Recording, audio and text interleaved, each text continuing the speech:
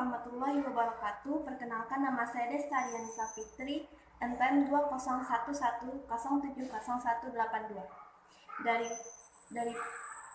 Prodi Pendidikan Islam Anak Usia Dini kelas D. Di sini saya akan menyampaikan jawaban UTS mata kuliah Akhlak Tasawuf yang diampu oleh Umi Indah Suprapti MPD. Pertanyaan pertama yaitu tentang perkembangan tasawuf dari zaman Rasulullah, Khulafaur Rasyidin hingga saat ini dan tokoh-tokohnya.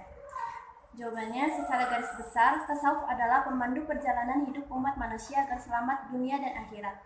Hal ini dikarenakan tasawuf menjadi salah satu intelektual muslim yang kehadirannya hingga saat ini masih dirasakan. Jika ditanya, bagaimana perkembangan tasawuf sendiri? Yang pertama, tasawuf baru muncul setelah masa sahabat dan tabi'in. Dan jika ditanya, apakah di zaman Rasulullah SAW tasawuf sudah ada?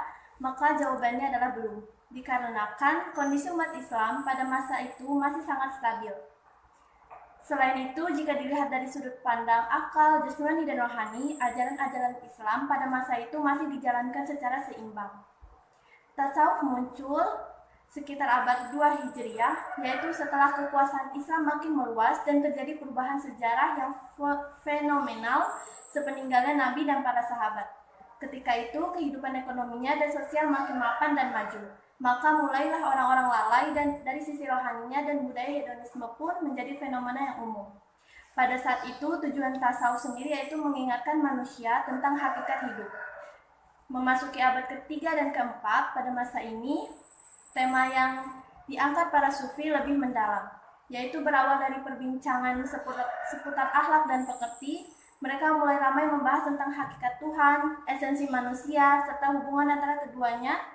Dan dari sinilah muncul tema-tema semacam makrifat, fana, dan zauq.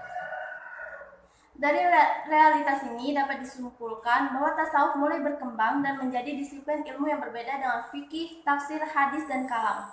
Memasuki abad ke-6 dan ke-7, 6 dan 7 Hijriah, tasawuf kembali menemukan suatu bentuk pengalaman baru. Beberapa tokoh-tokoh sufi yang terkenal yaitu ada Ar-Rabi'ah Al-Adawiyah, Abu Nawas, Abu Yazid Al-Bustami, Junaid Al-Baghdadi, Al-Hallaj, Imam Al-Ghazali, Syekh Abdul Qadir Al-Jailani, Mainuddin Kisti, Ibnu Arabi, Muhammad Al-Faqih Al-Muqaddam, Abu Hasan Asy-Syadzili, Jalaluddin Rumi, Syekh Siti Jenar, Ahmad Al-Tijani, Sunan Bonang, dan Bawang Muhayyaddin. Soal yang kedua adalah membedakan antara muhasabah dan muraqabah dan berikan contoh-contohnya. Yang pertama ada muhasabah. Muhasabah merupakan melakukan introspeksi diri tentang kesalahan-kesalahan yang telah diperbuat. Dengan bermuhasabah, ini akan membantu untuk selalu bertakwa kepada Allah Subhanahu wa taala, sehingga dirinya mampu mengetahui bentuk ketaatan dan kemaksiatan. Jika ketaatan akan diteruskan dan apabila melakukan kemaksiatan, maka dia akan berhenti dan meninggalkannya. Contoh pelaksanaan muhasabah yaitu yang pertama itu seorang hamba akan selalu menggunakan waktu dan jatah hidupnya dengan sebaik-baiknya, dengan penuh perhitungan baik amal ibadah maupun amal soleh berkaitan dengan kehidupan ataupun bermasyarakat. Allah Subhanahu wa taala memerintahkan hambanya untuk selalu mengintrospeksi dirinya dengan meningkatkan ketakwaannya kepada Allah Subhanahu wa taala. Sedangkan yang kedua ada muraqabah. Muraqabah adalah sifat seseorang yang merasa selalu dilihat dan diawasi oleh Allah. Dengan adanya sifat ini, orang akan takut untuk melakukan keburukan karena akan selalu merasa diawasi dan dilihat oleh Allah. Sebagai manusia, jelas kita tidak pernah bisa untuk melihat Allah. Namun, jika kita kokoh akan pengetahuan tentang Allah, nama-namanya, mempercayai bahwa Dia pencipta alam semesta, maka kita akan selalu merasa Allah sangat dekat dengan diri kita dan enggan untuk berbuat kejahatan. Ketika bermuraqabah, kita akan selalu ingat untuk bermunajat kepada Allah, untuk bermuhasabah dan selalu menikmati nikmat yang halal. Semakin tinggi orang yang bermuraqabah dan bermuhasabah akan semakin sadar pula bahwa dirinya sangat jauh tertinggal dalam amal kebajikan. Maka kesadaran inilah yang melahirkan tindakan positif dengan melipat gandakan kebaikan yang dilakukan.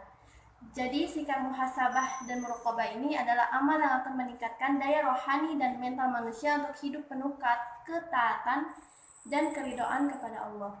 Contoh pelaksanaan muraqabah sendiri yaitu melaksanakan ibadah dengan khusyuk karena setiap apapun yang kita lakukan pasti dilihat Allah. Yang kedua, senantiasa berlaku jujur. Yang ketiga, lebih untuk mengontrol hawa nafsu dan segala akhlak tercela yang akan kita perbuat dikarenakan ada malaikat yang senantiasa mencatat apa saja yang kita lakukan. Soal selanjutnya adalah menerangkan penjelasan dari 3 tahapan tasawuf. Yang pertama adalah zuhud. Secara bahasa, zuhud berasal dari bahasa Arab yang artinya tidak ingin terhadap sesuatu atau meninggalkannya. Zuhud maknanya adalah meninggalkan kemewahan duniawi dengan mengharapkan kebahagiaan akhirat untuk memperoleh ridha Allah. Bersikap zuhud tidak berarti lantas membenci harta dan menjalani laku hidup berkekurangan, melainkan tidak terlena terhadap kehidupan dunia. Lalu yang kedua ada tasawuf falsafi. Tasawuf falsafi adalah pemaduan antara visi mistis dengan visi rasional atau perpaduan antara tasawuf dengan filsafat, sehingga ajaran-ajarannya bercampur dengan unsur-unsur dari luar Islam seperti ada filsafat Yunani, Persia, India, dan agama Nasrani. Akan tetapi, orisinalitasnya sebagai tasawuf tetap tidak hilang, karena para tokohnya meskipun mempunyai latar belakang kebudayaan dan pengetahuan yang berbeda dan beraneka ragam, sejalan dengan ekspansi Islam pada waktu itu, beliau tetap menjaga kemandirian ajaran aliran mereka, terutama bila dikaitkan dengan kedudukan mereka sebagai umat Islam. Para suri falsafi memandang bahwa manusia mampu naik ke jenjang persatuan dengan Tuhan yang kemudian melahirkan konsep mistik semi filosofis. Lalu terakhir ada tarekat. Tarekat berasal dari bahasa Arab yang berarti sebuah istilah yang merujuk pada aliran-aliran dalam dunia tasawuf atau sufisme Islam, atau disebut thariqah. Secara bahasa, thariqah berarti jalan atau metode. Istilah tarekat dalam ilmu tasawuf memiliki 2 makna. Pertama, cara pendidikan akhlak dan jiwa bagi mereka yang menempuh hidup sufi. Lalu kedua, mempunyai pengertian sebagai suatu gerakan yang lengkap untuk memberikan latihan-latihan rohani dan jasmani pada segolongan kaum muslimin menurut ajaran dan keyakinan tertentu. Demikian yang dapat saya sampaikan. Terima kasih. Saya akhiri wabillahi taufiq wal hidayah. Wassalamualaikum warahmatullahi wabarakatuh.